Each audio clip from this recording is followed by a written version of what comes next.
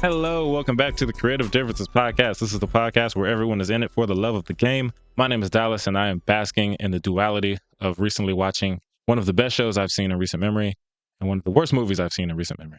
I'm Cassie, and it is officially illegal to dead name me. So if you do, you will get left in a forest as food for your nearest cryptid.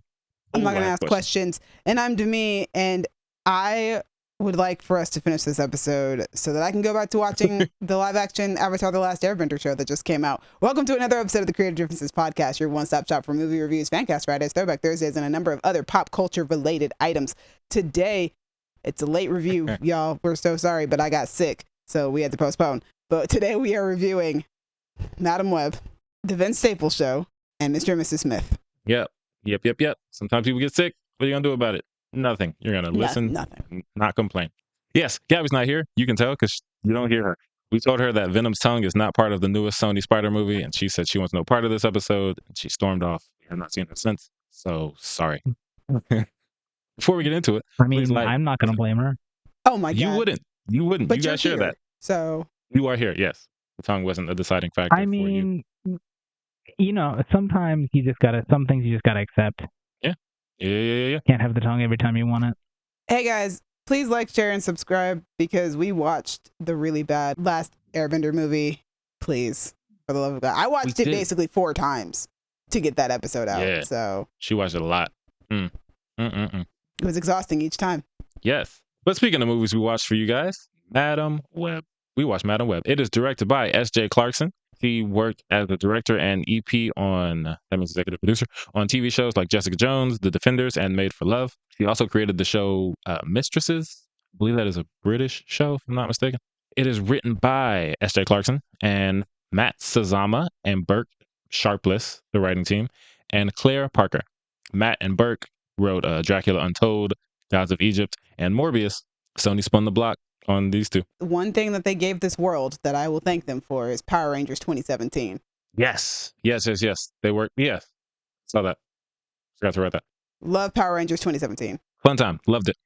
And then Claire Parker, from what I can see, what I could find, she didn't have any other writing credits to note, but she has been an executive producer on various TV shows. So that's the team. The movie stars Dakota Johnson, Sydney Sweeney, Isabella Merced, Celeste O'Connor, Tahar Rahim, Mike Epps, crazy, right? Emma Roberts, and Adam Scott. And it is based kind of on the Marvel character of the same name. IMDb summary. Cassandra Webb is a New York metropolis paramedic who begins to demonstrate signs of clairvoyance. Forced to challenge revelations about her past, she needs to safeguard 3 young women from a deadly adversary who wants them destroyed. Okay, initial thoughts. Dallas. It's bad. It's to me, what are your initial thoughts? My initial thought is that we don't like talking about things that we think are bad on this podcast. So I don't know why we're doing this, but yeah, everything that you have read on the internet is probably correct. So, yep. Cassie, did you ever see Madam Web?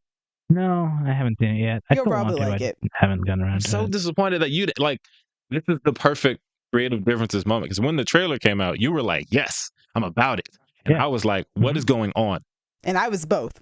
Right. I mean, it seemed pretty not straightforward, but it seems pretty simple to figure out what's going on. She's seeing the future, and this guy wants to kill some people. What more do you need? A good script. He was writing, with her mom dialogue, in the Amazon when she was studying spider. That line's not even in the movie. Not even in the movie. I know. I'm so sad about it. But it's interesting to me that you brought up that point of Dallas. What's up? I have an important question. What is your question? Have you seen it twice? No. I did not see it twice, despite you letting her down. Dakota's weirdly horny promo video. I forgot to watch that. I did not go see it twice. We should have. They should have played that instead of Nicole before AMC thing. What were you going to say, though, Dallas? It was funny. I was going to say there's an interesting thing going on with the internet, because the internet is annoying. There's a reviewer, I think that's what he does. I don't really follow him. Chris Stuckman, and he made a video talking about kind of shooting the movie some bail, it seems like, or talking about why he didn't really want to go in on it. Because, I know how hard it is to make a movie, blah, blah, blah, blah, blah. And people were like mad that he wasn't like dancing on this movie. Well, I don't want to hate on it. I don't go into a movie hoping that I hate a movie. It's very rare that happens. I didn't go into Yeah. this going, I hope this is a bad movie and that I don't like it. I went into this hoping it would be better than what I thought it was going to be. And it was exactly what I thought it was going to be. So I went in thinking it's going to be funny, but If you want someone to tear something down, there's 1,000 other people doing that. so many people. and we don't like doing that here. No. What I will say is the part of the movie that I like is the reason that I went to go see the movie in the first place, which was the cast. I really like Dakota Johnson. I think that she is playing herself in this movie, and it works for me because it feels like every time she says a line, she's also thinking to herself, I can't believe I'm saying this either, guys. And it's And just... but it's perfect for that character because that character can't believe she's going through what she's going through. Just everything the character does just seems to be like, I don't want to do this. And it's like, then don't. And that's kind of how I feel. I can't say that about Dakota Johnson, obviously, because, you know, movies change a lot between someone signing on and when the actual movie comes out. Case in point, I walked out of this movie not fully convinced that the guy playing the villain speaks English because the line deliveries were all so, like, it felt like someone was just reading or like learning words But phonetically. And then you he realize, oh no, does. this is like all ADR. It is so ADR. I could tell in the movie. But like, I've seen him on other things. He's actually a good actor. And yeah, that's why, you know, it's like, okay, yeah, this movie got chopped to bits because why? There's so many questions. So many questions. I do like Celeste O'Connor, Isabella Merced, and Sydney Sweeney. Again, it's so hard though to be like, oh, they're giving good performances because there's not really much that they can do with what they're being given. But I think that there was kind of like a chemistry there that it would have been a lot of fun to watch them be a girl gang if the movie had been interested in them being a girl gang. I don't know what the movie's interested in, to be honest. I don't either. I do love Sydney Sweeney as Julia Cornwall. She was so sweet. She's so sweet. And everybody's so mean to her for no reason. It's just so mean. Nobody loves her, and I hate it. I'm just like, I'll love you. It's okay, kid. Like your daddy don't love you, your brother don't love you, your stepmom hates you. These girls you just met, who you should be, I guess, trauma bonding with, are also mean to you. Yeah, for no it's just reason. so bad. She's just. I also like that it's against Sydney Sweeney's. Well, what is now Sydney Sweeney's type? Because most people just look at Sydney Sweeney and go, "Ooh, super hot chick." Hire her to be the super hot chick. But that's not who this character is. This character is supposed to be really nerdy and shy and like really bad with people. She plays that very well, but it's also very funny because, you know, we know what her typecast is. So it's like, oh, you guys are trying to cover her up. And they do it in a way that I think in general, the movie not only takes place in 2003, but it feels like it was made in 2003 because like they did give her glasses. That'll prove she's not hot. Like, what? It was funny because we went to go see it with our friend Jessie, and Jessie turned to me and was like, they gave her glasses. She's going to get her spider powers and just suddenly be like, oh my gosh, I was hot all along. And I was like, yeah, but you know, Spider-Man always gets abs whenever he gets bit by the spider. It's only fair. And it's like, yeah, we're going to do what we did with Tobey Maguire 22 years ago. They did it with Power Rangers 2017. 6 years ago, 7 years ago. 7, yeah. It's just they do things that I'm just like, why are we doing it this way? Like, oh, Isabella Merced, her character is smart, so let's have her break down the physics of why a person can't walk on walls. Like, she sounded like the Blue Power Ranger in the '90s show. She sounded like Beast in the '90s X-Men show. I'm like, what are we doing? And like you said, these are good actresses. We have good Adam Scott. I will say he was great. Ben Parker. He was cool. But he's also not in the movie as much. Scenes. So like, not in the movie enough. This like the plot, the Peruvian spider people. This is every thought in my head is like a spoiler because it's like something specific the movie did was like, why did you do that? But I don't want to give spoilers. But it's just, it absolutely is a movie that feels like you can tell that somebody ripped that script up and just like. And like chopped it to shreds. The story or the something just kept changing. Like when Dakota Johnson says that she signed on to a completely different movie, I believe her. Like, I think the original concept for the film, the rumored original concept for the film, probably would have made a better film a little bit. I don't know if the dialogue would have been better, but like it might have been better. Like the idea of making like a Terminator movie where these women have to team up to protect Peter Parker's mom from somebody trying to kill her because they're trying to stop Peter Parker from being born. That's a cool concept. That sounds like it's a good movie. That's not what this is. Yeah, that would be a lot more interesting. Yeah, because the whole Peter Parker portion of this movie, that's absolutely a why. Why did we do this? Because it doesn't become important at all. And it seems like they're afraid to acknowledge it, but they really want to hint at it. Like every time we're going to get some kind of reference besides this is Ben Parker. He's like, oh, I met someone. He's like, what's her name? And he just stares at her like Dora the Explorer. It's like, say May. The Say scene her when name. they're guessing name, what's the baby's name going to be? I seriously, in this theater, I wanted to shout, Peter! Like, right. And then she's about to say it and they like censor it with the balloon popping. pop. And it's like, you have the rights to the character. This isn't like a X-Men, Fox, Marvel situation. You can say Peter Parker. Just so many questions. Yeah. Why does Dakota Johnson keep running niggas over the car? She does that twice. Oh, wait, hold on. That's one of my favorite things about the movie, though. I love that. Because if your character can't fight, then yeah, use what you got. You got a car? Hit him. And that's another thing. Why are we making a superhero movie about a character who don't fight? Several characters who don't fight, because I don't want to spoil the movie, but like I think most of the world knows now, none of these girls get their powers in this movie. No. And that's another thing. It's so misleading because you watch the trailer, you're like, oh, cool. Sydney Sweeney is dressed like Venom for some reason. And it's got this cool light power. I mean, that's how her character dresses. She shoots things out her hands, blah, blah, blah, blah, blah. Yeah. I was like, okay. They're the Spider Women.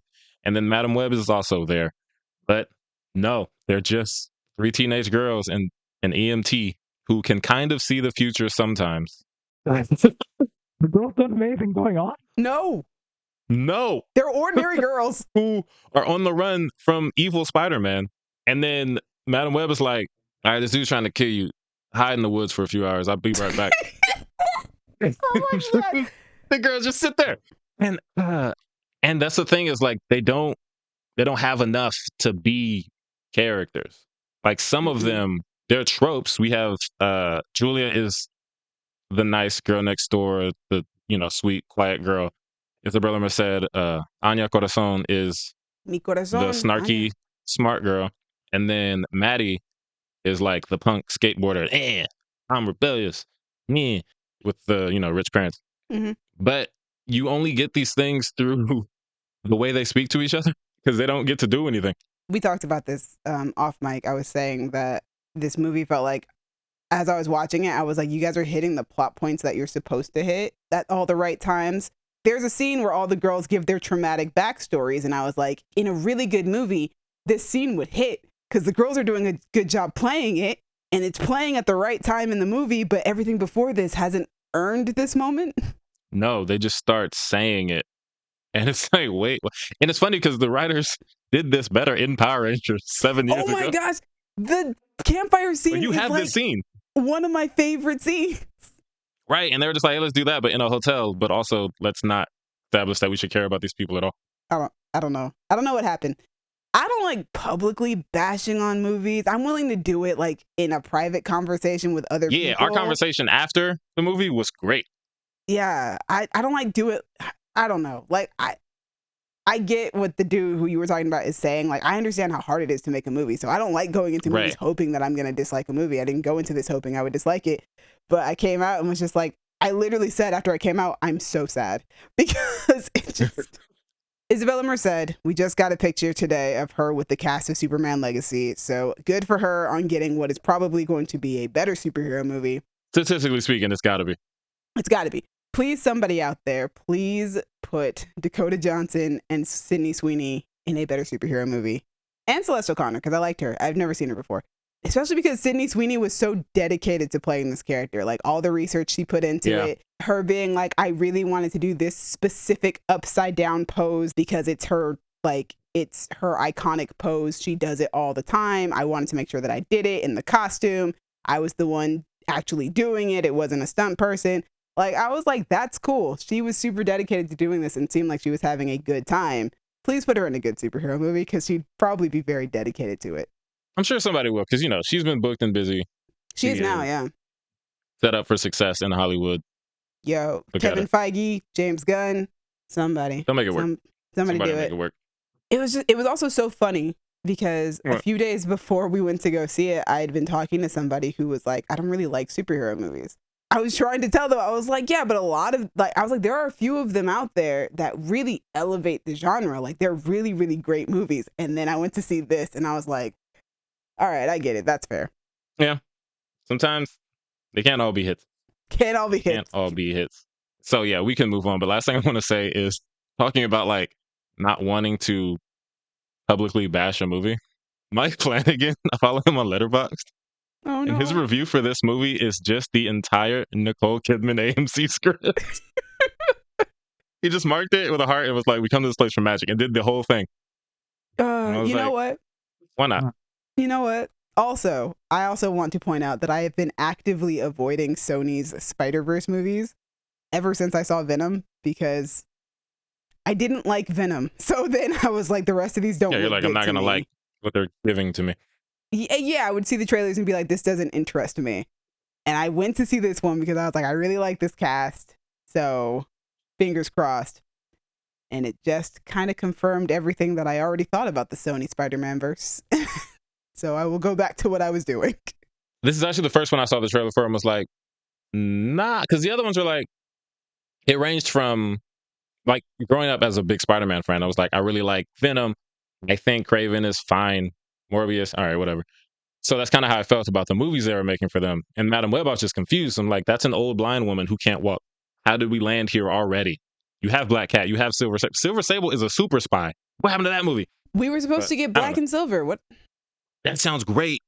And it was supposed to be done by a really great director. I mean, but to be fair, also, I like S.J. Clarkson's work on Jessica Jones and The Defenders. So, yeah, I'm not going to come out of this and be like, S.J. Clarkson's a bad director. No. Nah, but man. Anyway, that's that. Yeah, what you've heard is true. The Vince Staples Show. Tell us about that, Dallas? The Vince Staples Show. Man. All right. Vince Staples Show is created by Vince Staples, created by Vince and Ian Edelman and Maurice Williams. Maurice and Ian wrote Intergalactic together. Love that movie. One of my favorites from 2022, I want to say. Whatever year it came out. 2021? I don't know. Whatever year it came out. One of my favorites. Oh, wait, no, and maybe Ian Edelman created... Years are going by so fast. It's time is a construct. Time is a construct. And Ian Edelman created How to Make It in America. That show I have not seen that has Kid Cudi in it. So this show stars Vince Staples, Andrea Ellsworth, Vanessa Bell Calloway, and Miles Bullock as bank robber. And the reason I specify Miles Bullock as bank robber is because this show, for the most part, is Vince and like a bunch of standalone stories. Like they're related to each other, but for the most part, cast members don't recur a lot. Like Andrea Ellsworth plays his girlfriend and Vanessa Bell Calloway plays his mom. So we see them a couple times. Everybody else is pretty much one and done. But the bank robber, Miles Bullock, highlight of the show for me. I'll come back to that later. IMDb summary. Kind of famous and sort of rich, rapper and actor Vince Staples navigates the challenges and surprises of everyday life in his hometown of Long Beach. I love this show. I love Vince Staples. Everybody who knows me knows. I love Vince Staples. He's my guy. I was so excited for this. To get it out of the way, I would love to see a day when strange black shows are not all compared to Atlanta, but today is not that day because, man, this show has big Atlanta energy. And not in a way that feels like derivative, just that Atlanta was such a big cultural shift in TV, especially TV for us black people. Happy Black History Month. I love that show so much that it kind of just left a big hole in my soul when it left. And this was a nice, like, damn, feel that space for me. Because it is like offbeat, weird humor, just nonsense stuff happening. It's not really one serialized story. The episodes are pretty standalone for the most part, but they do something interesting. The way it starts and ends is very full circle because the first thing we hear in episode 1 is a radio report talking about like there's been a Long Beach shooting and blah blah blah blah. And then the final episode of the season has an actual shooting in it. So the last scene features like an almost identical radio report. And it kind of speaks to like, cyclical violence of Long Beach and all that. It's a comedy, but dark. And also, speaking of the comedy, this is one of the shows I would say watch with the subtitles because there was a joke everyone was talking about on the internet that I had missed because I didn't have the subtitles on the first time. The first thing we see is Vince get pulled over by the cops and you hear the cops on the radio. They're off screen talking and somebody says, I think it's the guy from Abbott Elementary. That's amazing. And there's more to that joke, but I don't want to spoil the whole thing. But like that joke is great, and that's how the show starts. Yeah, he gets pulled over. It's a jail episode, and the cops are just, cops are the worst, but they're also hilarious. Like they're fans of his, so it's like they're kind of ignoring the power dynamic of we're cops to try to hang out with him, and they end up like watching his video. Oh my gosh. They're like, I ain't never ran for nothing but the police. Haha, that's us. But shout out to the guys playing the cops. They're hilarious. The main thing I want to talk about is episode 2 is called Black Business, and it's a bottle episode. Essentially, it all takes place in a bank because Vince goes to get a small business loan. Of course, he's denied by the bank manager, who's played by Kite Man, Matt Oberg, and the bank gets robbed. But of course, Vince ends up knowing the robber who's robbing the bank. Okay. So like, it's a bank full of white people. Like part of the thing was like, oh, you're a rapper and that's not really stable. Blah blah blah blah blah. We have different kind of clientele here, whatever. So when Vince is about to leave, I think he's like making a withdrawal or whatever. He's about to leave, and the bank robbers come in, and the dude before he recognizes Vince, Vince has a jacket with flowers on. He's like, "Hey, nigga with the flowers, the only nigga in here. Turn around." Vince turns around, and he's like, "No, that's not the homie." Oh, cut. And they start like just having a reunion. Like this isn't an active bank robbery. He's like, "How your mama doing, man?" She got a little arthritis. Got a little arthritis. But Miles Bullock plays the bank robber, and he's fantastic. Also, I want to say, I'm not sure how to pronounce his name. I want to say Franz Rame, the dude who played Firestorm in the CW show, yeah, I know Anderson who the you're talking Gentleman. Yeah, he's the other bank robber. Great. He's British, and he's great at American accents. He sounds just like a nigga from Long Beach. But yeah, that episode was episode 2, and it just like, this is what I wanted the show to be, and this is exactly what it is. And I love it. So shout out to Miles Bullock, shout out to Vince Staples. The whole show is it's 5 episodes. It's very short. It's weird. It's hilarious. It's exactly what I expected it to be. And I would like to get more. I can never trust Netflix. We had a long-standing beef, but we're patching things up. They gave Vince Staples a show, so they're all right by me for now. But if they could get a season 2, I would love that even more. I definitely recommend it for people who are into like the Atlanta type shows. If you're a fan of Vince Staples, you'll like it. And if you just want to check it out, it's only 5 episodes, so do that. Great times, great times. Oh, also, favorite line and related to the bank episode, he says, "If you do a heist, you George Clooney. If you rob a bank, you Queen Latifah." And I was just like, I want that on a shirt. I want that on a t-shirt because that's great. But yeah, that's the Vince Staples show. And that leads us to our last review. By another of my favorite rappers / people, Mr. and Mrs. Smith, created by Francesca Sloan and Donald Glover. Francesca Sloan is a writer and producer of Atlanta and Fargo. She's big around FX. And Donald Glover, Donald Glover, he wrote Mystery Team and Clapping for the Wrong Reasons and Guava Island. Also, he was a rapper. Stars Donald Glover and Maya Erskine, and guest stars Alexander Skarsgård, Asa Gonzalez, John Turturro, Sarah Paulson, Ron Perlman, Michaela Cole, Paul Dano as Hot Neighbor, and Beverly Glover as John's mom. Beverly Glover is Donald Glover's real life mom, and I think that's awesome. She did a wonderful job. She did. Clarifying, I think it's awesome that he brought his mom onto the show. I wasn't saying it's awesome that that's just his mom. I don't know them like that. But she seems nice. The show is inspired by the 1996 series and 2005 movie of the same name. And the summary says 2 strangers land jobs with a spy agency that offers them a life of espionage, wealth, and travel. The catch, new identities, and an arranged marriage. I love this show. It's really good. I love it so much. This whole episode, all these reviews are kind of like an indication of, I usually know what I'm going to like because I was like, Vince Staples show, that's going to be for me. Mr. and Mrs. Smith, that's going to be for me. Madam Web, I got an AMC pass. And, all these things ended up being what I thought they would be. Yeah, I love it. I really enjoyed it. What I wanted. I'm glad you enjoyed it as well. Yeah, I thought it was really cool. I was glad that it was really different from the movie. I think the thing that I really like most about it is that like every episode kind of feels like a very mundane look into the life of a couple, but then like it explodes into something like so much bigger than that because they're spies. Yeah. So it's very interesting. It's more of an exploration of a marriage than it is a show about spies. They just happen to be spies and they happen to be married because they are spies. They kind of are dating, to be fair, and that's a lot of fun. Donald Glover is great. Maya Erskine, I had literally just come off of watching Blue Eye Samurai. Yeah, same. It was really nice to like see her act. and also like it was so funny because this character is stoic, just as her Blue Eye Samurai character is rather stoic, but she's not as stoic, thank God. Yeah, and in different ways. Yeah. Like she's more stoic than the average person, but obviously not like lone samurai warrior levels of stoic.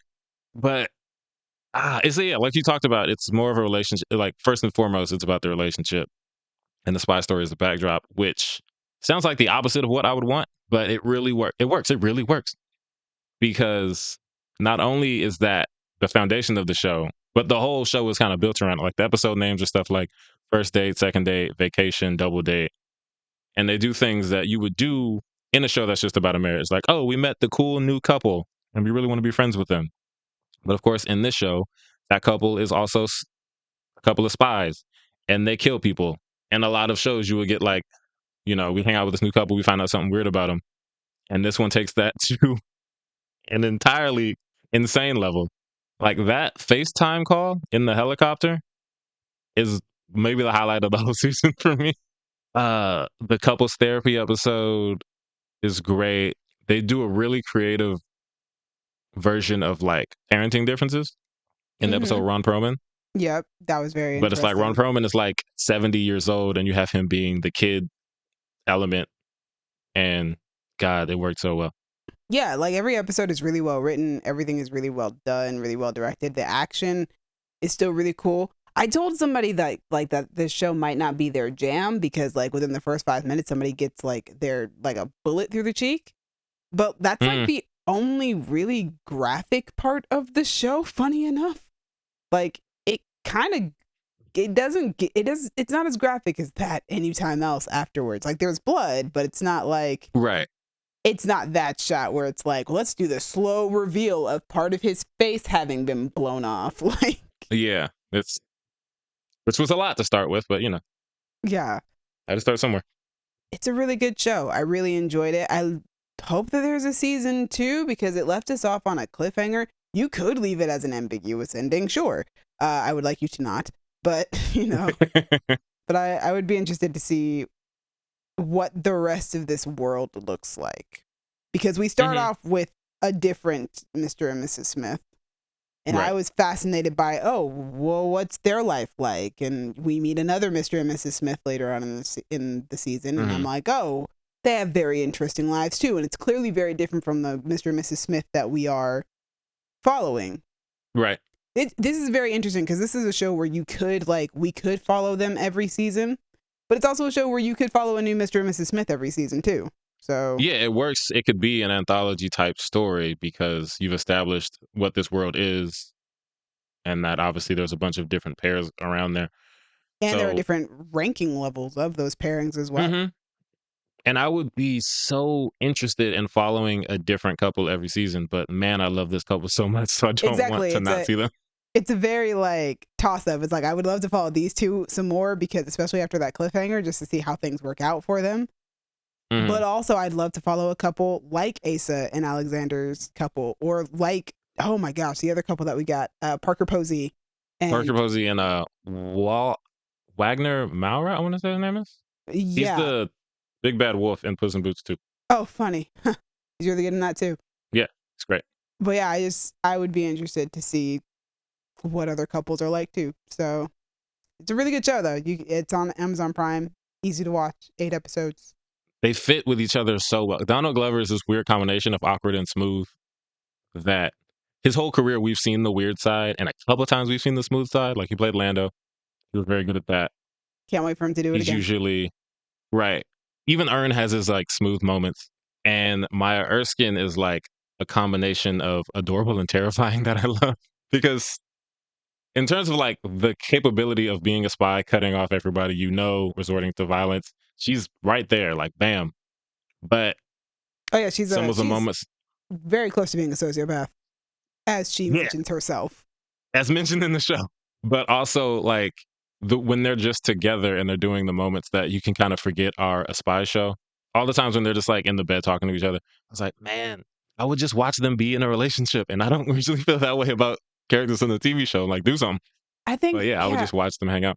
I feel like that's kind of like the key though. And I think that's something that most genre type movies and shows should go back to, is like, what really works is when you're doing like we said, this show is more like a look into a relationship, less so than it's like, let's focus in on the spy spectacle. The spy stuff is kind of in the background. And I think genre stuff works best when you're focused in on the story and these characters. Like, the spectacle should be the background. It should be the backdrop. Yeah. Of the more human elements that we're seeing, because that's what really makes a good story. That's what really keeps us interested. So if you do that, then you've got yourself a good story. And I think that this show just happens to do that very well. Yeah, because there's always going to be other spy shows and movies I can watch, but there's not always going to be characters I care about this much. Yeah, there's a reason why, like, Casino Royale is considered one of the best James Bond films. There's a reason why, is it Ava Green, I think, is considered one of the best Bond girls? I don't remember the movie. Vesper Lind, played by Ava Green. Like, there's a reason why she's considered one of the best Bond girls. It's because of how human the relationship is between her and James Bond. Right. There are so many Bond girls, but the impact that her character has on him as a person is really what's made her iconic. It's what made her so important throughout his series of films, that like you had to mention her almost every single time you did a James Bond film with Daniel Craig, because she became so important. That's the important stuff. That's what really makes a good story. That's another spy thing where, like, yeah, the action is cool and stuff like that, but it's the human characters that really make that story stick out to you. Yeah. And that's the strength of the show. And also, all of the guest stars are fantastic. Sarah Paulson as the therapist is amazing. And that whole episode, it's a really good episode. Is like, yeah, it kind of paints the whole picture of the show. We're focused on their relationship issues right now. But as they're telling their therapist why they have these issues, we're cutting to operations that they're doing in the field, which I thought was really good. Those were great. All those dudes, like the card game, when he's talking to all those niggas, and you have Jane across the street with a sniper rifle. Even that seems like it's written so well, you kind of just forget, like, oh, right, this is a spy mission. Because I could have sworn I was just watching an episode of Atlanta with Earn hanging out with some homies. And then what she does, and then you come like, oh, right, spy mission. I actually was almost confused when that happened, because I was like, wait, what just happened? I was like, oh, right, we're on a job. Right, she has a sniper rifle out there.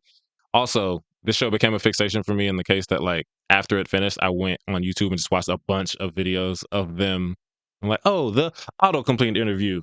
These two take a lie detector test. Promo. We could go talk together. I love when you fall in love with the cast. So good. Yeah, like, they're all so good to get. Like, their chemistry on screen and off screen is just, I can see why I like them together so much. Yeah, I remember reading an interview, and they were talking about, Donald Glover was talking about why Phoebe Waller-Bridge left the show.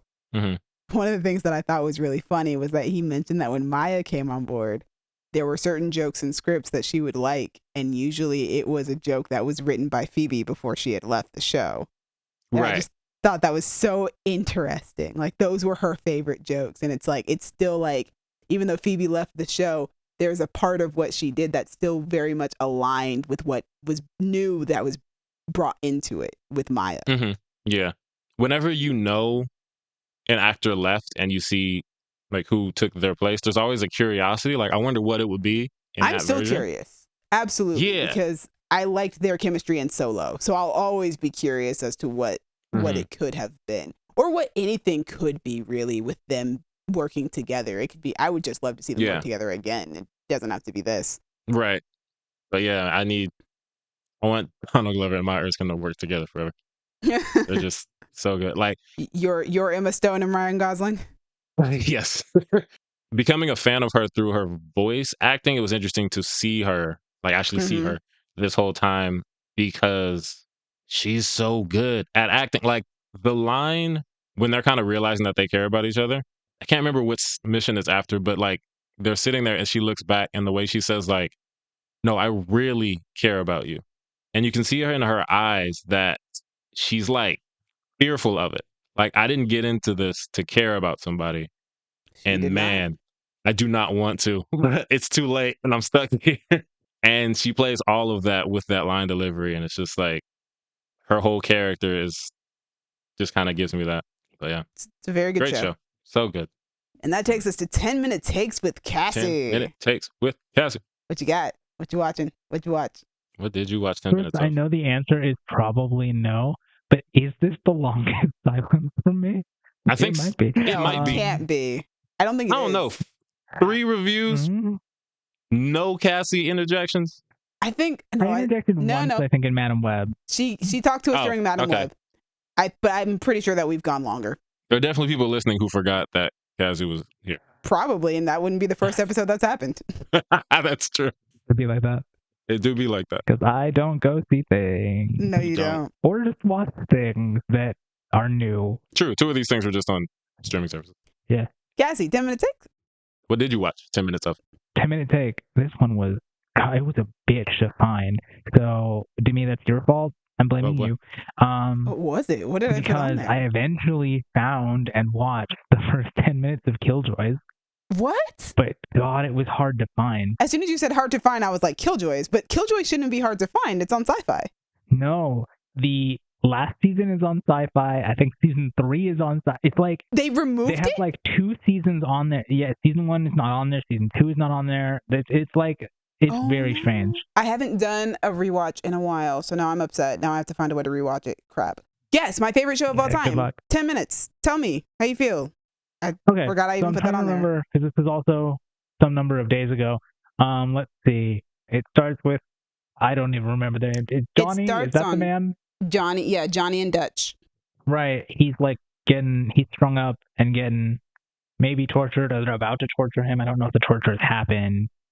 And they stole some guy's ship for something, or he thinks they did, but they didn't. And Dutch is like, I'm gonna go get this motherfucker. But then she gets caught. But then, surprise, she meant to get caught. Ha ha. Because they're like that.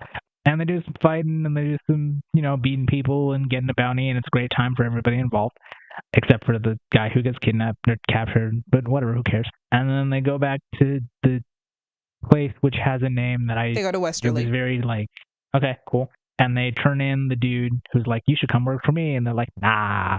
And then Dutch is like, all right, let's go get like a new job or something. And Johnny's like, nah, I'm going to take a few days to like think about life and stuff, when secretly he's going to go get a bounty on his own, which he shouldn't do. Johnny, that's not nice. So then Dutch goes to talk to somebody in a bar, I think, like a bartender. She goes to a bar and signs somebody. Yeah. And they're like, Johnny's being, or I think she's like, Johnny's being suspicious. And they're like, bro, sometimes you just need some time alone because you were together all the time. Calm it down, babe. She's like, nah. So then she goes to see, well, I guess then we're parallel stories. Johnny ends up like on a slave ship. Oh. He like smuggles his way into a slave ship so that he can go find the guy he's going after. Yeah. And he wants to capture like one of the guys in the ring who's just, dominating, because that's what they do. He's like, I'm going to go fight that guy. And they're like, you're going to die. But he's like, I want to get that bounty for whatever reason. And then Dutch goes to talk to some lady. I guess the lady they get bounties from. She's like, do you have bounties for me? And the lady's like, nah, you already got one. She's like, and Dutch is like, what? She's like, Johnny already came through and he used your name to get a bounty. Did you not know that? And Dutch is like, what? That's bullshit. And that's the end of the 10 minutes.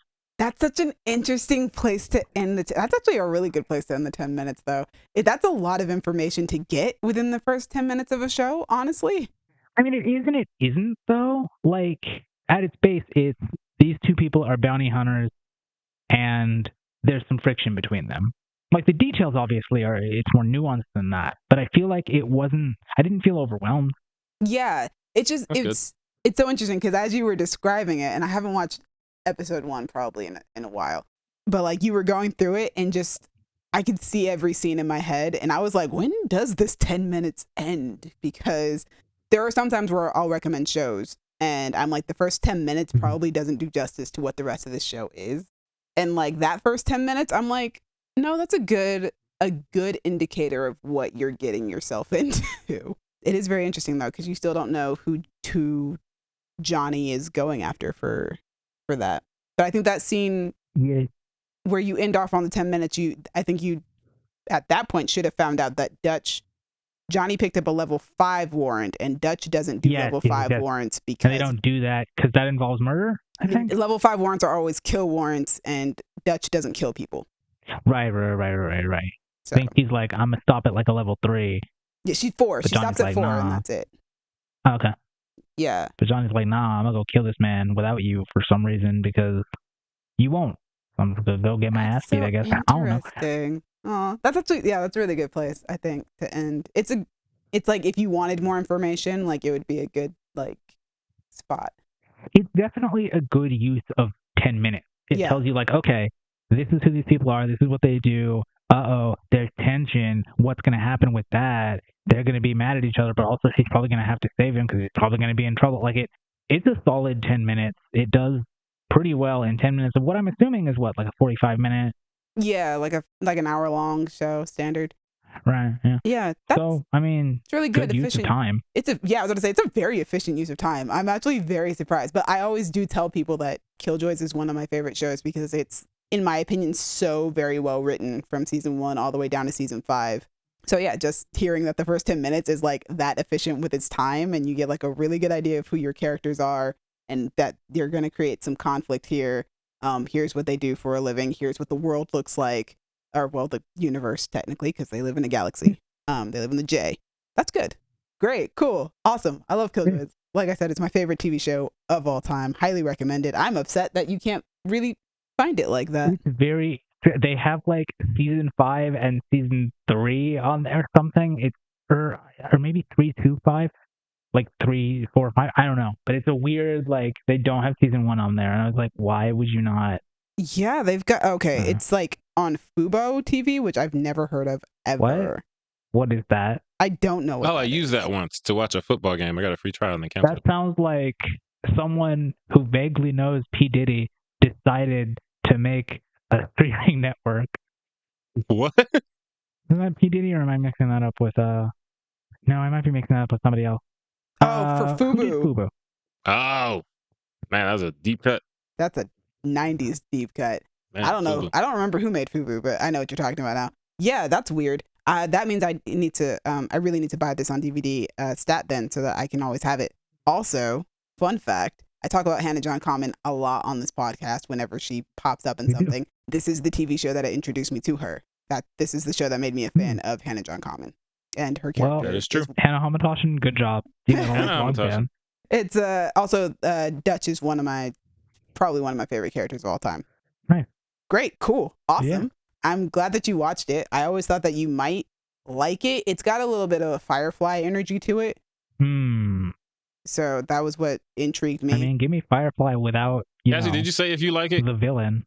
I did. I mean, it's solid. Like it's very it's Firefly energy. Like it feels what's the term? Like it feels a little less refined than like quote unquote prestige TV, which I think I like. That those shows still exist. That like I don't know. There's it's not like about some golden age of streaming television show. No, it is a solid like sci-fi show in both genre and network. Yes. And I respect that. It's cool. That's why when people complain about like visual effects for stuff, I'm like, dude, my favorite show of all time has sci-fi channel levels of visual effects. Like, don't talk to me about visual effects ruining your time watching something. Fair. Trailer tracking? Before we do that, in the interest of Black History Month, the dude who founded Fubu, his name is Damon John. He is the black dude on Shark Tank. Oh. So that's who made Fubu.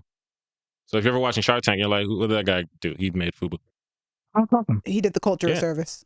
Shout out Damon John. For us Happy by Black us. History Month. For us by us. We love it. So yeah, trailer tracking. So many. Because we've been gone for a little bit. Oh, starting you know what? with.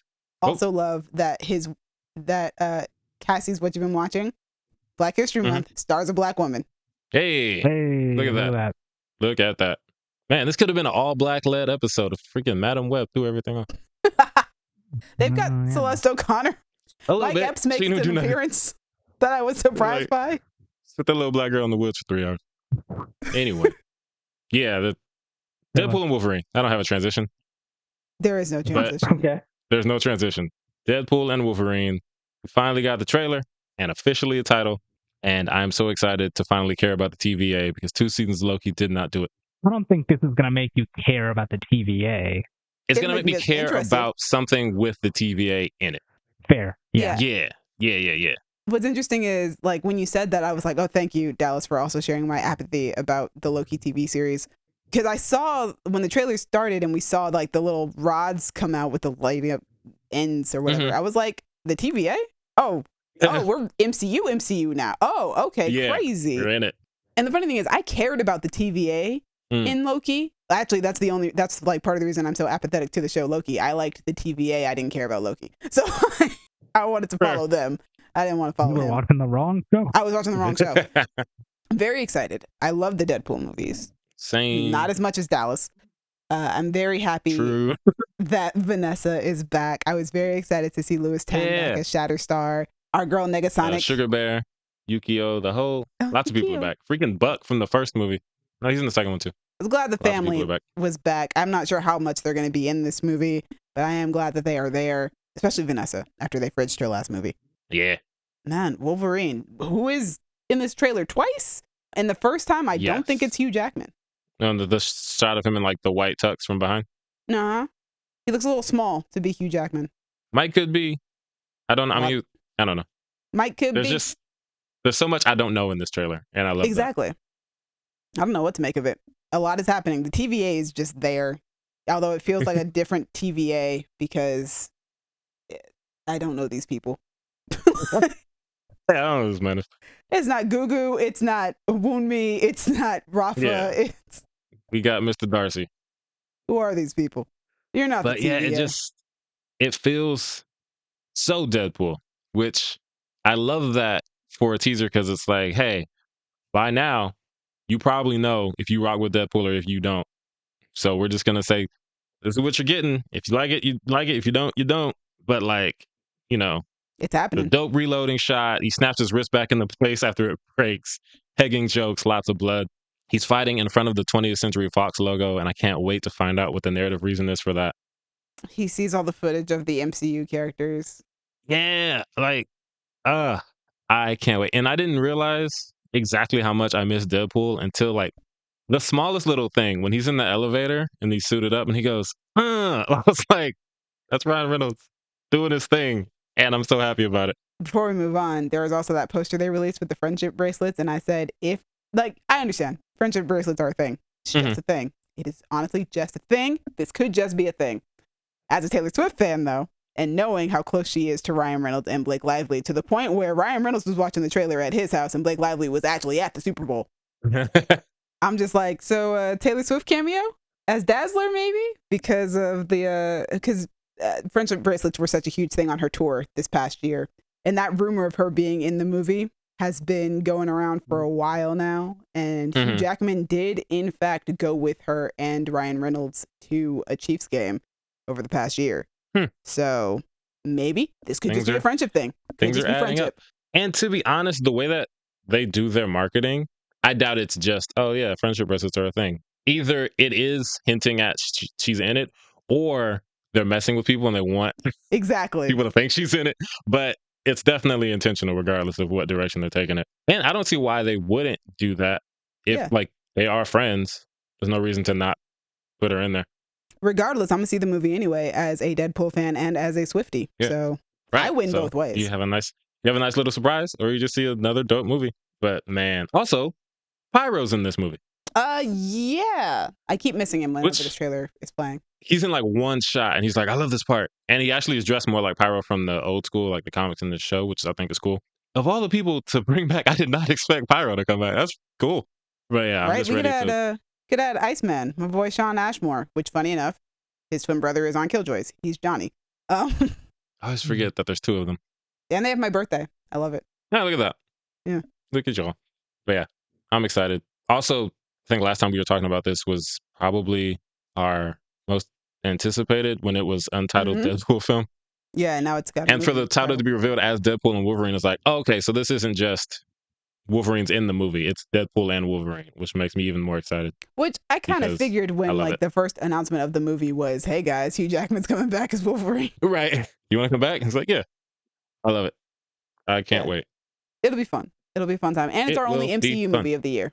Which, after a time of like us all just being like, "Hey guys, maybe slow down," I think that's great. It's really nice. Yeah, it's very refreshing for us to not have to chart out all the MCU releases of a year. Yeah, let's take a break, guys. Let's take a break. Take a break. Like Hamilton's wife said, please stop cheating on me.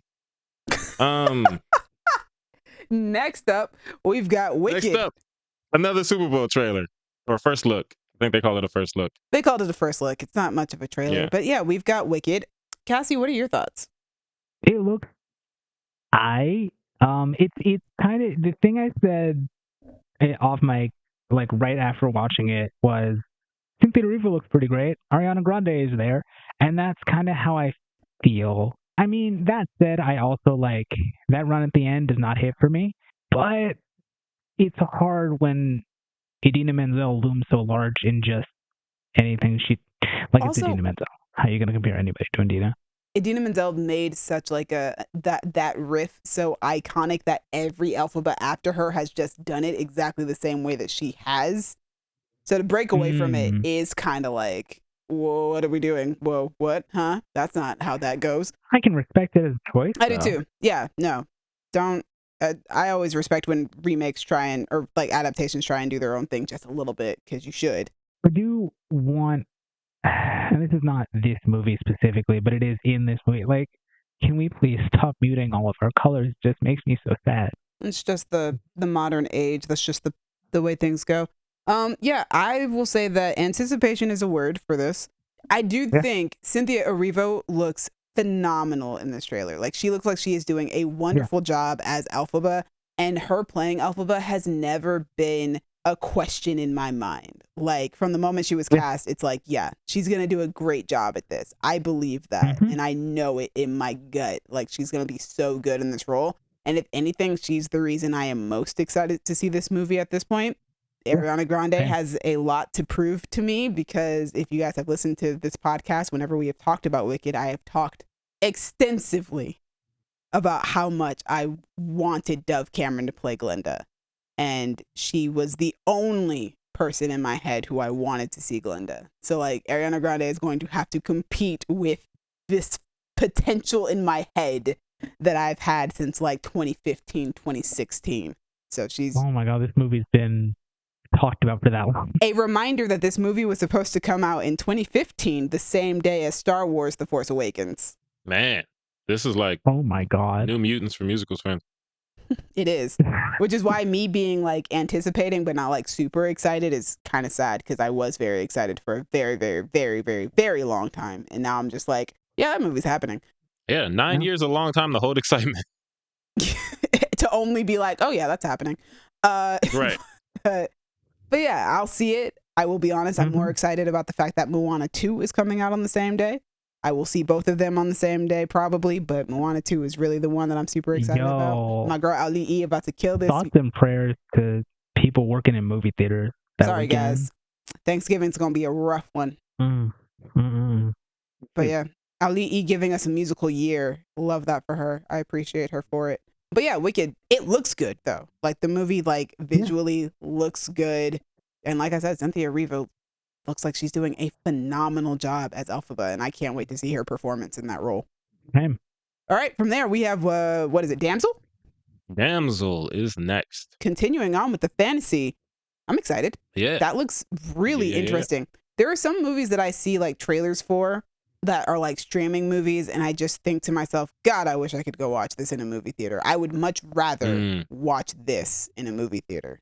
Yeah, Damsel is one that's like, there's some movies, I think I'm like a few steps below you on how much I like, man, I need this one in the theater.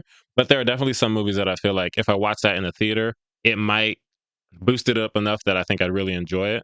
But if I just watch it at the house, I'm like, it's cool. Like, I could see like this big ass dragon, she getting Gamora'd off a cliff. She's escaping the dragon. Right, like, a lot going on that could be like, man, that'd be a dope big screen. But also, just want to say, I love me some Angela Bassett. I was just about to say, Angela Bassett. In the trailer, I was like, oh, Angela Bassett's here. Angela Bassett belongs on a big screen. I don't know what you're talking about. Yeah. But also, shout out to Millie Bobby Brown. This is a cool looking role. She's really good. I remember when this movie was announced, and I always thought that the synopsis sounded very interesting. So I'm very much looking forward to watching it. Cassie, my fellow fantasy fan, any thoughts outside of the dragon thing that you put in our group chat? No, speak on that. I What didn't are your put thoughts on the dragon? nothing in no group chat. I have no idea. Well, I don't really have thoughts on the dragon because this More Than Wicked, I could not see it in this trailer. I was dying. It is I was dark. like, I can't. I don't know what she's doing. I don't know what she's running from. I assume there's a dragon there. There's a shot of the dragon at the end. I couldn't tell you anything about it because I couldn't see it. But, you know, I mean, it looks cool. I'm hoping that, you know, she ends up befriending the dragon and burning everybody who put her in the hole in the first place. That's fair. But, you know, I feel like that's probably where it's going to end up going. She might kill the dragon. Not true. I don't think that's where it's going to go. I don't want her to kill the dragon. She shouldn't kill the dragon. We know why you don't want her to kill the dragon. We really, like, dragon rights. No, you think you know. You want are to have like a relationship like Donkey has in Shrek with that dragon. That's what you're advocating for? No. That's honestly not where I was just curious. Say, but I'm just curious. Hey, man. Yeah, that's not what I just said. So no, that's not what you just said. And I agree. You know what? That's fair. That's a fair, valid opinion. Monster rights. So, Cassie, do you want to see the movie? Are you excited for the movie? I'll probably see it. It's probably one I won't think about until like one of y'all brings it up, and I'll be like, all right, yeah, sure, I'll watch it. 2 weeks from now. So. Oh, okay, yes, cool. Same day as Imaginary. Oh, are you gonna watch that one, Dallas? I am gonna watch that one. Oh wow! Oh, cool. Let us know how that goes. Oh yeah, I'll be here to talk to y'all about spooky teddy bears. All right, what else we got? Next up on the docket is Borderlands. Trailer just came out. I saw somebody post that they really wanted James Gunn to direct this movie, and I kind of feel that way when I watch this trailer. I understand that because, like, I've never seen a trailer for an Eli Roth movie and thought, yep, that's for me. He's not really my cup of tea. Yeah, this isn't, I don't know. Like, I love this cast a lot. Such a good cast. Love it. And visually, it looks cool. Like, it looks like a lot of fun, but just some of the jokes in here, I'm like, I don't think I'm going to enjoy this. The jokes didn't hit for me very much, but I think I'll watch it for the cast and to see what the story is, because I don't know anything about Borderlands. I know nothing. I would be going in with a blank slate. I really like this cast. Cate Blanchett and Jamie Lee Curtis, I mean, phenomenal. But we've also got Kevin Hart. You've got Ariana Greenblatt, who I've talked about a lot. You've talked about a lot. She was literally on my favorite actors of one of my favorite actors of last year, top 10. Big Nasty, Jack Black aka Florian Munteanu. Our girl Janina Gavankar is also in the movie. She's not in the trailer, but she's in the movie. I didn't know that.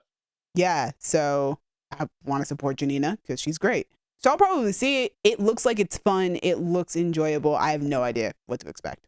Cassie is our gamer girl. Yeah. So Cassie, that's our gamer correspondent. Yeah. What are your thoughts on the Borderlands trailer? It looks like Borderlands with all of the edges sanded off. I don't know what that means. So the best way I can think to describe it is not going to make sense to you two, but I feel like it encapsulates things well. The world this movie presents is not a world in which I could see having like Butt Stallion and the finger guns fight. Like these are not, it just feels very like they're trying, but they're not trying hard enough. Like Borderlands is ridiculous to the point of like if the jokes don't hit, they're really not going to hit because it's kind of a time capsule of like early 2000s humor. I mean, I like early 2000s humor for the most part. And this feels like they didn't go hard enough. Like, I can respect that this trailer, you know, the jokes were not hidden for me, which is, hey, that's kind of good because Borderlands jokes were not hidden for me either. But I don't know. It just feels like Borderlands is fucking wild, and this does not feel nearly as wild. It feels like it'll be a funny adventure, but it doesn't really feel like Borderlands.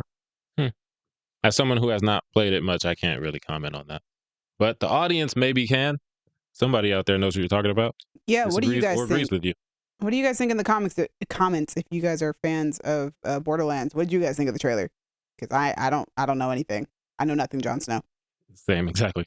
All right. Man. Next trailer? I think we have one more. Two more? Next trailer. We have two more because there are too many. X-Men 97. Yo. I am hyped. I started watching the original just because I want to at least know what I'm getting into with this new one. Same. I want to talk to you about that later. Man, that show is so fun and ridiculous. It's been interesting. It also looks fun and ridiculous. They got the 90s vibes back. Yeah. Storm got the mohawk, which she did not have in that show. I do like the animation. Point, not where we're at. Yeah, it Well, looks me really and you cool. are both on season 1 right now. Yeah, so they do a lot in that show. I've noticed even in season 1, they've got through a bunch of comic arcs. I'm like, you all are moving fast. But yeah, just I love the way the trailer starts with that like old TV setup Yeah, to it's give you so that like cool. 90s Saturday morning feel. Like, hey guys, our characters are still in the 90s. They know what they're doing. They know what they're doing. This show made me realize I'm a huge fan of Gambit. Gambit's dope. I love Gambit. I love him so much. He's got such cool powers and he just like has such a cool, charming personality. Also, he's from New Orleans. Like, he a Louisiana man, and I got family from Louisiana, so I love that. But not only is he a Louisiana man, he's a 90s cartoon character from He Louisiana. So is. it's so extra. He's so extra. They all are, to be honest. They all are, and I love it. Fun fact about me, I have always been a Cyclops fan ever since I saw the original X-Men movie. I always loved James Marsden as Cyclops to the point where it very much upset me that X2 and X3 didn't really do him much justice. Especially X3. Yeah. And also, just like, I used to be so mad at Wolverine constantly going after Jean Grey because I loved Cyclops so much. I was like, no, that's Cyclops' girl. Back off. Like, yeah, so, and Wolverine is just such a dick. Yeah. Time. So getting to see Cyclops say, "To me, my X-Men." Yeah, it was dope. I was like, my boy, he's the leader now. Let's go. That's him. That he is him. Cyclops is him, and I will not hear anything else about it. I hope the MCU goes a similar route and has Cyclops be like the really good leader type because he's so cool. He's so great. Yeah. I've always loved Cyclops. But speaking on a couple of things you said, Gambit, the shot of Gambit supercharging Wolverine's claw, yes, so that was cool. awesome. I was like, oh, I'm gonna be so hyped. I can't wait for this. And also, I don't know what this pattern is with me, but when I watch older shows from my childhood more recently, each time it feels like I fall in love with a random character. I don't know what the nostalgia is doing to me, but like Rogue and Storm, this new rewatch is just like, I don't know why I love Rogue so much because everything I said about Gambit, just like, you're not only from Louisiana, but you're a 90s character. Like, Rogue, you're not only a Southern Belle, but you are a 90s cartoon character, Southern Belle. And it's so over the top. But oh my God, I love her. A thing about me that is not a secret when it comes to X-Men, I've always been a Rogue fan. Since I saw the X-Men movies, since I watched X-Men Evolution, X-Men Evolution was really my X-Men. That Rogue was like my Rogue, and so was Anna Paquin. Right. So like Rogue has always been a favorite of mine. Yeah, I'm ready. That is my favorite X-Men. Is Rogue. When I was watching the old one, she said, "You look nervous as a long-tailed cat in a room full of rocking chairs." I was like, "Oh my God, I love the '90s so much." I gotta go back to watching that show. I think I watched like 7 or 8 episodes the first day that I was watching it. But I was also working at the same time, so I didn't have as much focus on it as you've had. But yeah, I'm excited. What a great time. But yeah, I'm very excited for X-Men 97. I think it also comes out in March. It does. Yeah, March is a lot going on in March. It's packed. It's on our calendar though. Yes. All right, moving to the last trailer. It's The Gentleman. Guy Ritchie does not sleep. The man has a TV show and a movie coming out this year, and another movie coming out next year. I don't understand. And there's the other. I don't know if it said Untitled though, so I'm like, I don't know if that's the Fountain of Youth movie that he's doing. Also, if it's a different movie, if it's not the Fountain of Youth movie that he's doing with Natalie Portman, Jake Gyllenhaal, and Asa Gonzalez. No, sorry, not Jake Gyllenhaal, John Krasinski. My bad. Mm-hmm. If it's not that one, then that means it's a different one, which would be the third movie he's doing with Asa Gonzalez. Which I don't know what's going on. I think we're gonna find out Guy Ritchie is secretly like 4 people who just all use the name Guy Ritchie because no one. That's a ridiculous amount of output to actually be good. Like, there are people who just like put stuff rush things out to make a bunch of them. It's like, but yeah, his look stuff at all these is usually good. So that's the thing. It's like, how will you have time to make this many good things? I don't know, man. But I'm excited. But yeah, The Gentleman. We love The Gentleman here on this podcast. I do so much. I just watched that movie again, like in the past week. So you're ready for this new show? I am ready. I think I like The Gentleman more than anybody I know. It's funny because I watched this trailer, and this trailer, to be honest, doesn't do a whole lot for me. But the trailer for the movie didn't do a lot for me. That's true. I made you guys you were going to see it, and I was like, yeah, I work at a movie theater. I'm down to spend a free ticket on The Gentleman. I came out loving it. So I'm all in. I think the thing that I love about this trailer is that, like, I think I had in my head, I had an idea of what Theo James's character was going to be, and that's not what he is, according to this trailer. I really like the idea that he is completely unaware of anything going on in this drug world, and now that he's being brought into it. I thought he was going to be a douchebag who already knew his way around it. Okay. But he's not. He clearly knows nothing. And in fact, Kaya Scodelario is the one who is guiding him through all this. And I'm really excited to see that dynamic. I love Kaya Scodelario. She's a great actress, and it's going to be fun watching her play like a kind of a drug pen expert. Yeah. I'm interested to see what she's going to do. Yeah, it'll be fun. Like you said, I like the Gentleman movie. I think I actually might love that movie. It's so much fun. And I'm excited to see that this show just take off the same way that the movie did. I'm ready for it. Also comes out, I think, the day before Damsel. So that's like 2 big weeks from weekend now. for people who still got Netflix. Yeah. All right. Well, it is a big weekend for us then. We'll do it. We'll get through it. You'll hear from us. You will hear from us. All right. Moving on from trailers into news, because a lot of things happen. Okay. But yeah, speaking of shows we like, Goosebumps coming back. Yes! Goosebumps is coming back. I am way more excited than I thought I would be. I am too. I loved that show. I had so much fun watching that show. It's more fun than I ever thought much I was fun. going to. Yeah, I remember watching the trailer and I was like, hey, Justin Long, that's cool. I'll give it a shot. And then I was like, oh, I love this and I love everyone involved. It was funny because it got to the point where like it was going on at the same time that Loki was going on. And I'd watch Loki and be like, all right, well, time for Goosebumps. Exactly. Time for me to knock this Loki out of the way so I can get back to Goosebumps. Exactly. Goosebumps was so much fun. Loved that cast. I am sad that it's going to be more of an anthology, which means that the characters that we already love and know probably are not coming back.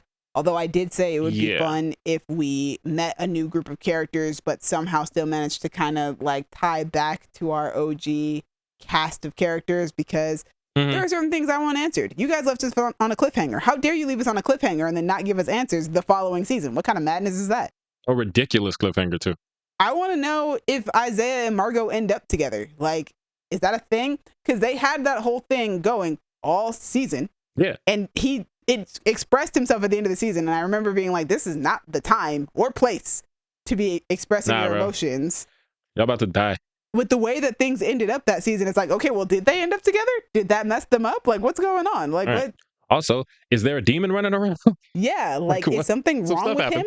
He resurrected from the dead. Is he okay? Like, is this Pet Cemetery? And we're never gonna know. We're never gonna know. We'll never know. Maybe.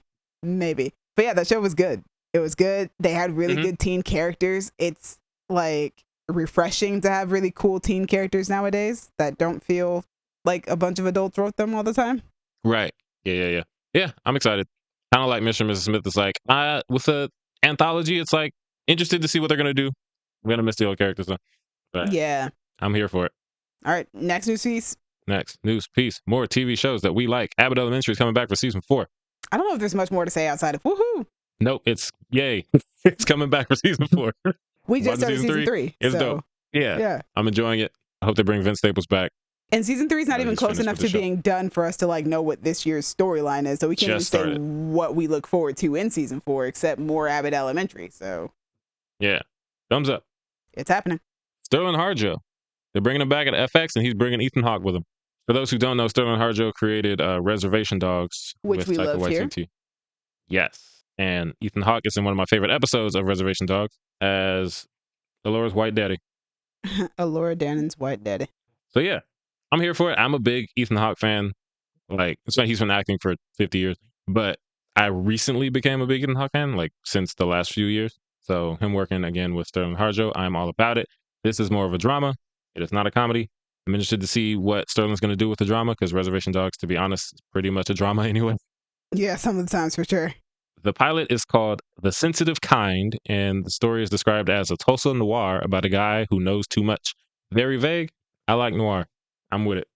I'll wait until we get the trailer. I don't know what's happening, so let's do this. That's all we know.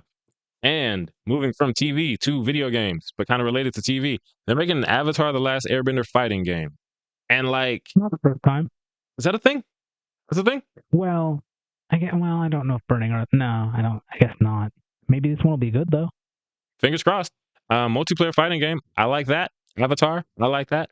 And just this source material lends itself to a fighting game in such an easy way. It's a bunch of people running around with superpowers who can shoot fire, water, earthquakes, and tornadoes at each other. And even the way they do it resembles martial arts. So it's like, to be honest, kind of surprised that there aren't more games like this. But I don't know how stuff like that gets made. And I don't care. But I'm excited. I am excited. I don't know what it's going to come out for, like, consoles, PCs.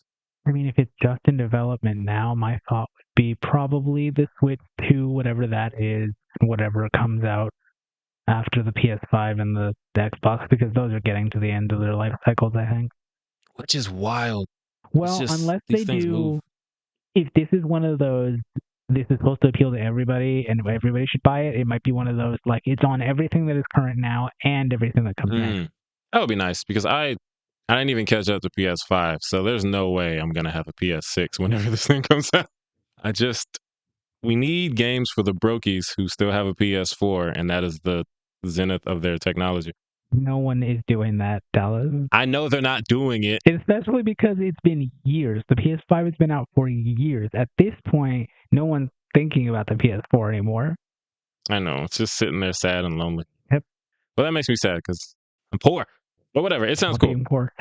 Shut up. It sounds cool. I'm excited. I want to be freaking Kiyoshi and kill a nigga like Kiyoshi likes to do. I want to be Zahir and kill a nigga like Zahir likes to do. The number of times that Zahir came up in conversation while watching the first episode of the new Avatar: The Last Airbender series is hilarious for me. Me and my brother have been talking about Zahir nonstop. Taylor and I also talked about Zahir when we were watching it. The thing about this is, fighting game cool. I both want and very much do not want Hama as an unlockable character. Yo, you have to have Hama. You really don't. It would be amazing. You really don't, unless they it turns into Mortal Kombat. Yo, do it. That's a new game altogether. Do it. It's also funny because Mortal Kombat has a blood-bending character, but she blends blood in a more Mortal Kombat looking way. Mm-hmm. Yeah, she's great. But yeah, I'm excited. I like video games. I like Avatar. Probably not gonna get it though because I'm broke. Well, news that's not on there though. Oh. Superman Legacy is about to start filming. They just posted up a photo of them on set.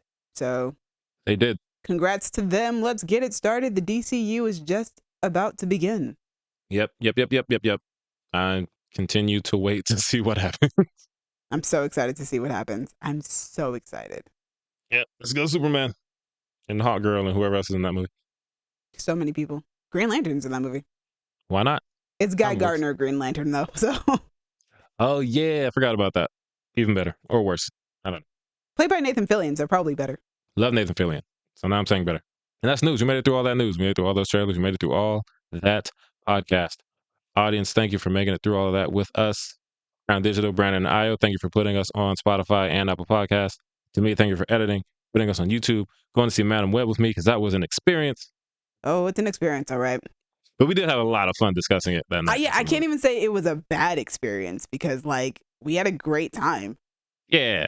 I hung out at your place until 2 a.m. after that. Yeah, that was great. Thanks for that. Yeah.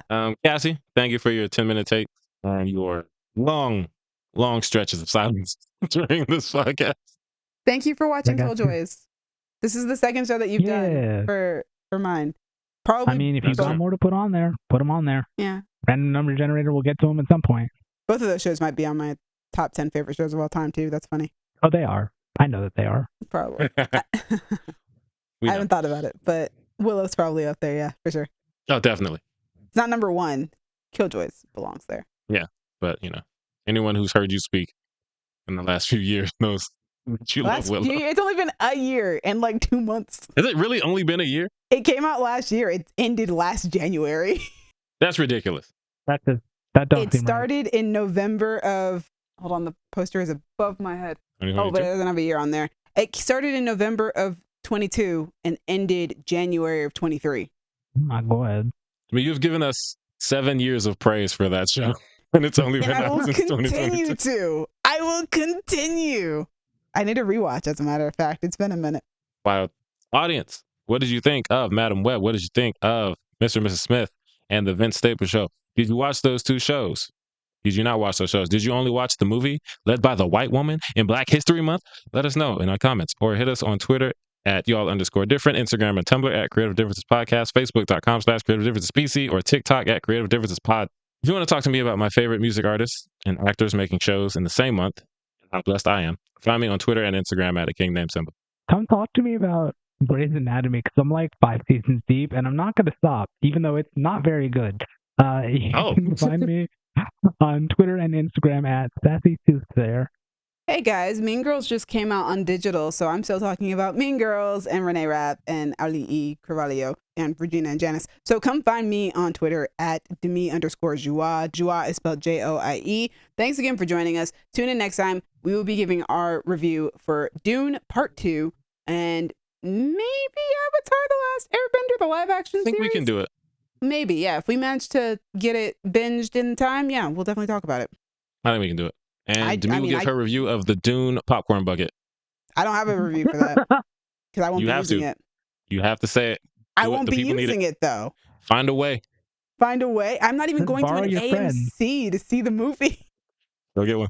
Oh, you bought one for a friend. Just borrow that one. No, clean it first, but borrow that one. He has to use it first. It's his. God. So Gabby requested that instead of giving you her Twitter name, she promotes the hashtag Justice for Venom's tongue. So you guys can get that trending for Gabby. Sure. Yeah, that's what she wanted from the audience. So it's been different. Bye. Me. All right, question time for Cassie. Oh no. I asked you, are you going to watch Damsel? Are you looking forward to Damsel? And you seemed a little hot and cold on it. You're like, maybe. You know, yeah. Would your answer change if she got it in with the dragon? If they did the horizontal monster mash? Yes. My answer would change. I knew it. What would it change to? A different answer. Bitch.